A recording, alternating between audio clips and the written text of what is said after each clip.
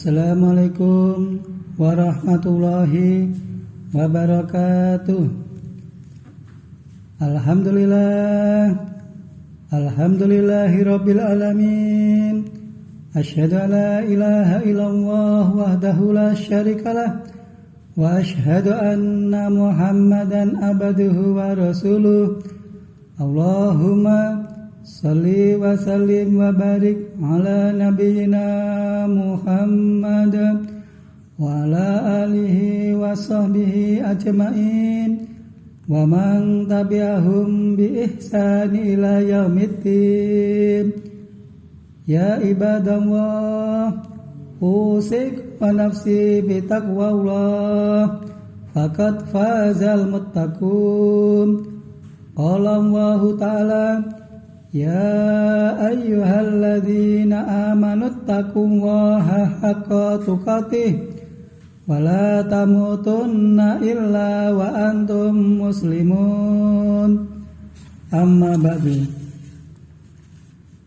Kaum muslimin, jamaah sekalian yang dirahmati Allah, alhamdulillah, puji syukur kepada Allah Subhanahu wa ta'ala yang telah melimpahkan rahmatnya pada kita semua, sehingga kita oleh Allah masih diberi kesehatan, kekuatan, kesempatan, dan nikmat-nikmat yang lainnya.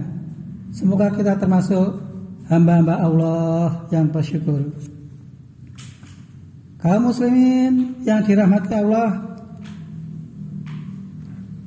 ada sebuah hadis yang diriwayatkan oleh Imam Muslim. An Alqamati qalat li Aisyah radhiyallahu anha, hal kana Rasulullah sallallahu alaihi wasallam yakhtasu minal ayami syai'an? Qalat la kana amaluhu timatun wa ayyakum yatikun makana Rasulullah sallallahu alaihi wasallam yatikun. Dari Alqamah, ia bertanya kepada Aisyah radhiyallahu anha, apakah Rasulullah Muhammad sallallahu alaihi wasallam mengkhususkan hari-hari tertentu untuk beramal? Lah, tidak, jawab Aisyah. Amalan beliau adalah amalan yang kontinu, istiqomah, rutin dilakukan. Siapa saja di antara kalian pasti mampu melakukan yang Rasulullah lakukan. Hadis riwayat Muslim. Kaum muslimin yang dirahmati Allah, Ramadan baru saja meninggalkan kita, masih segar dalam ingatan kebaikan yang kita torehkan di bulan suci Ramadan. Ada bibit kesolehan yang sempat kita semai. Tentu kita tidak ingin embrio kesolehan itu lenyap seiring berakhirnya Ramadan. Soleh sejenak bukanlah kesolehan yang hakiki. Kesolehan hakiki adalah kesolehan yang tidak mengenal batas ruang dan waktu. Kapan dan di mana saja seorang yang soleh akan mengisi waktunya dengan amal kebaikan. Inilah tantangan terberat yang kita hadapi pasca Ramadan, yaitu mempertahankan kebaikan, bahkan meningkatkannya. Ramadan telah memberikan segalanya sebagai tempat berlatih, melatih jiwa dan hati agar cinta dan mengakrabi kebaikan. Berhasil tidaknya dalam latihan ini akan terlihat pada bulan setelahnya. Ketika kebaikan itu bisa dilestarikan, maka itu menjadi indikator bahwa nilai takwa telah menembus relung hati kita. Sebaliknya, jika kita kembali seperti sebelum Ramadan, ada kekhawatiran kita tergolong, menurut istilah sebagian ulama salaf, manusia yang tidak mengenal Tuhannya kecuali dalam bulan Ramadan.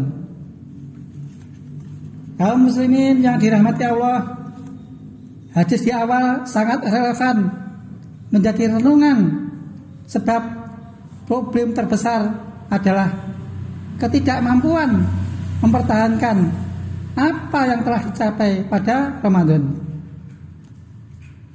Continue, istiqomah, rutin dalam beramal adalah ciri yang melekat kuat pada pribadi Rasulullah Muhammad SAW. Kita dituntut mengikuti dan meneladaninya. Aisyah radhiyallahu anha menawarkan secercah rasa optimis bahwa kita sanggup melakukannya. Kaum muslimin yang dirahmati Allah, melakukan amalan yang kontinu, istiqomah, ajak, rutin, tidak mensyaratkan amalan itu harus banyak. Sedikit tapi terus menerus, itulah lebih baik dari banyak namun terputus-putus. Rasulullah Muhammad SAW bersabda, amalan yang paling dicintai oleh Allah adalah amalan yang kontinu, istiqomah, rutin, walaupun itu sedikit. Hadis riwayat Muslim. Terkait hadis ini, Imam Nawawi berkata, amalan yang sedikit tapi berkelanjutan itu lebih baik dari amalan yang banyak namun terputus. Ia menjadi lebih baik karena melanggengkan keterikatan kita kepada Allah melalui amalan ketaatan, zikir, muraqabah, keikhlasan, dan amalan yang sedikit tapi kontinu, istiqomah akan memberikan buah yang berlipat dibanding amalan yang banyak tetapi terputus. Kaum muslimin yang dirahmati Allah, bahkan amalan yang terputus-putus tanpa sebab termasuk perkara yang dibenci. Rasulullah Muhammad SAW bersabda, wahai Abdullah, jangan seperti fulan. Dulu dia biasa mengerjakan sholat malam, namun sekarang tidak mengerjakannya lagi. Hadis riwayat Bukhari. Para ulama salaf bahkan menegur orang yang hanya mengkhususkan waktu tertentu untuk beribadah. Asy-Syibili pernah ditanya, bulan manakah yang lebih utama, Rajab ataukah Sa'ban? Ia menjawab, jadilah Rabbaniyin dan janganlah menjadi Sa'baniyin. Maksudnya adalah, jadilah hamba Rabbani yang rajin ibadah setiap bulan sepanjang tahun, dan jangan hanya beribadah pada bulan Sa'ban saja. Kami juga dapat mengatakan, jadilah Rabbaniyin dan janganlah menjadi Ramadhaniyin. Maksudnya, beribadahlah secara kontinu sepanjang tahun dan jangan hanya beribadah pada Ramadan saja. Kaum muslimin yang dirahmati Allah, tawaran berbuat baik hadir setiap saat dan kesempatan untuk berbuat baik tidak akan tertutup.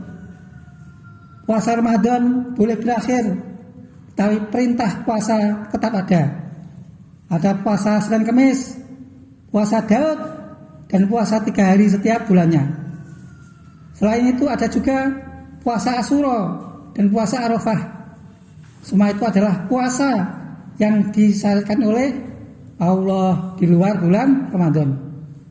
Bahkan sebagiannya disebutkan secara khusus fadilah dan keutamaannya. Salat malam juga demikian.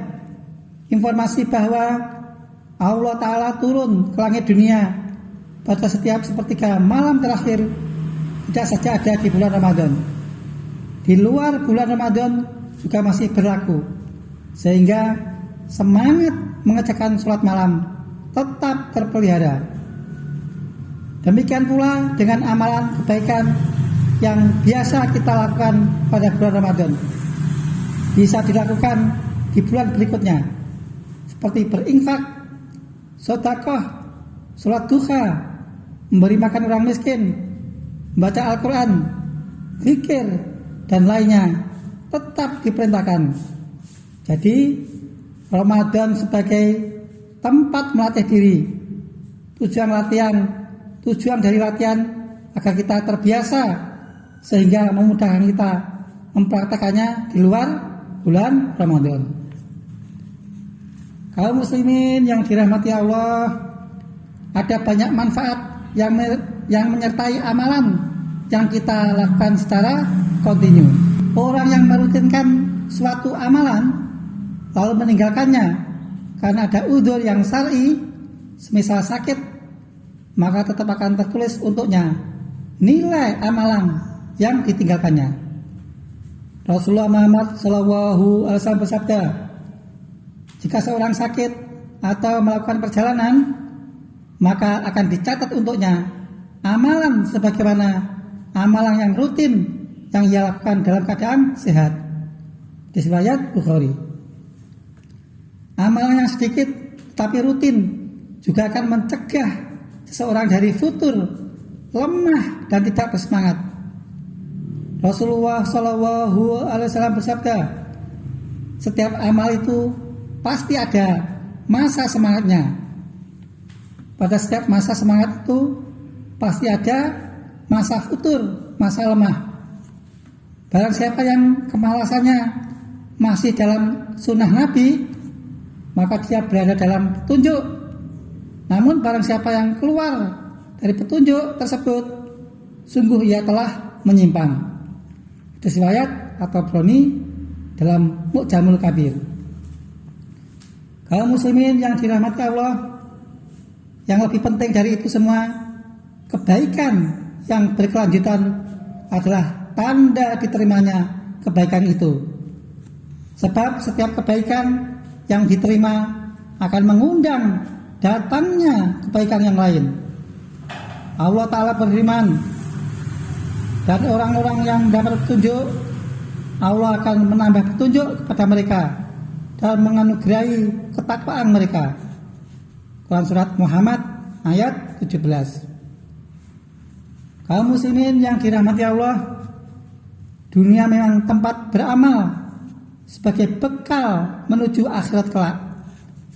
Yang menghentikan seseorang untuk beramal hanya satu, yaitu kematian. Selama jatah hidup masih tersisa, amal harus selalu mengiringinya.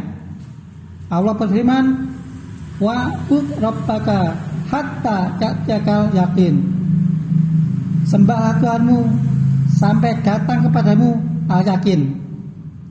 Quran Surat Al-Hijr ayat 99. Yang dimaksud al-yakin adalah kematian, karena kedatangannya merupakan perkara yang meyakinkan. Mudah-mudahan Allah Subhanahu wa Ta'ala melimpahkan rahmatnya pada kita semua, sehingga kita dimasukkan ke dalam golongan hamba-hamba yang saleh, hamba-hamba yang bertakwa, hamba-hambanya yang senantiasa taat kepada Allah dan Rasulnya. Mudah-mudahan oleh Allah diberkahi hidup kita, diberkahi keluarga kita, diberkahi anak keturunan kita, diberkahi rezeki kita, diberkahi semua urusan kita.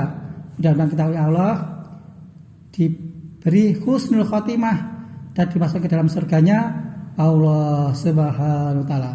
Mari kita tutup. Subhanakallahumma wa bihamdik, asyhadu alla ilaha illa anta, astaghfiruka wa atubu ilaik. Assalamualaikum warahmatullahi wabarakatuh.